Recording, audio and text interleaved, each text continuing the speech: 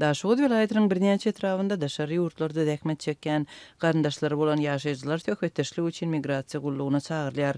Howpsuzlyk gullugynyň işärleri orsetdäki türkmen raýatlary barada olaryň ýakynlaryndan jekmejek maglumat talap edýärler.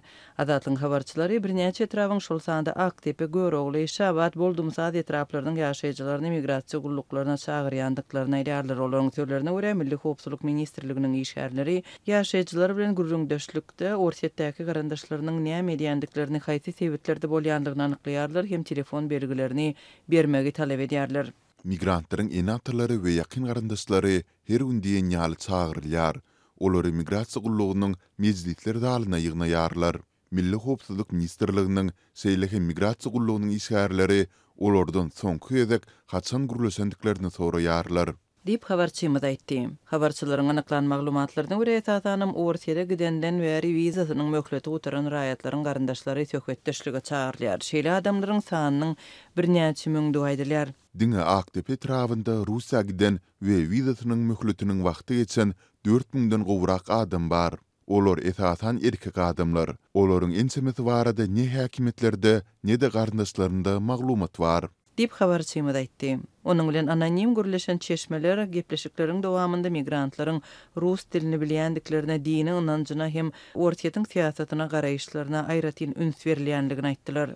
Rus dilinde gürläp-gürlemeýändikleri, dini ynanjy, ortiýetiň siýasatyny we döwletini öwýändigi, harby gullukda bolan wagtynda ýaragdan oňat baş çykarýandygy üçin hormat hatlaryny alyp almandygy ýaly soraglar berilýär. Hemme zady hatta iň soňky suratlary hem talap edýärler. Dip habarçymyz yerli ýaşaýjylara talgylanyar. Şeýle ilat bilen geçirilen duruşuklarda ýaşaýjylardan Ortiýet Federasiýasynyň çäginde Türkmenistanyň raýatlaryny hakyna tutmak hem Ukrainadaky söwüşe iýermek ýaly ýagdaýlar barada häkimetlere habar bermek talap edilýär. Eger ogluňyza Ortiýetde Ukraina söwüşe göýbermek haýbaty atylýan bolsa, bize habar beriň.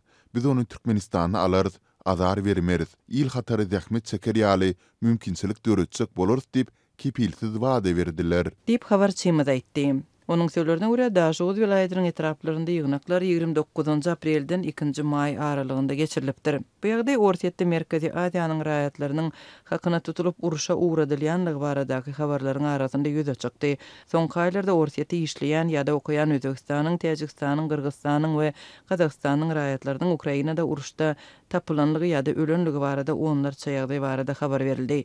Bu aralykda Türkmenistanyň Kronikasy neşri Türkmen kanun goraýjy daralarynyň Ukrainada söwüşýän türkmen raýatlaryny ýyzarlamaga synanşýanlygyny habar berdi. Adından 12 türkmen raýatynyň atlaryny öz içine alýan tanawyň düzülenligi, söwüşlere gatnaşýanlaryň bir kanun ýaragly toparlara terrorçylyga baş goşmak we dönüklük sebäpli sud edilmeginiň gözüňünde tutulýanlygyny, olara uzak möhletli azatlykdan mahrum edilmek howpunyň awanýanlygyny neşir ýazýar. Maglumatda Azatlyk radiosynyň Ukrainada söwüşýän bir türkmen hakda çap edilen video agdalýar. Aprel aýynyň ortalarynda Azatlyk radiosy Türkmenistanyň raýatynyň Ukraina ýaragly güýçleriniň hatarynda söwüşýänligi barada maglumat çap etdi. Bu aralykda Türkmen hökümetiniň Ortiýadan Ukrainadaky agressiýasy barada resmi pozisiýasy nämälim galýar.